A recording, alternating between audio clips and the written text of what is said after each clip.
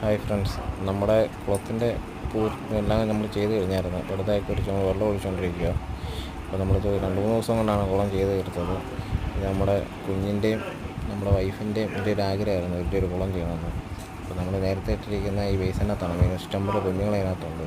വെള്ളത്തിൻ്റെ കളറ് പച്ച കളറായതുകൊണ്ട് മീനുകളെ കാണാൻ പറ്റത്തില്ല.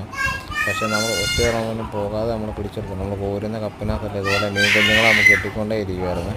എന്നാലും നമ്മൾ ലാസ്റ്റ് വെള്ളമെല്ലാം എടുത്ത് വല വെച്ച് ഒഴിച്ച് കഴിഞ്ഞിട്ട് അതിൻ്റെ മീനുകളെല്ലാം പിടിച്ച് ബക്കറ്റിനകത്തിട്ട് എന്നിട്ട് നമ്മൾ നിറച്ച് അങ്ങോട്ടേക്ക് മാറ്റുവാണ്.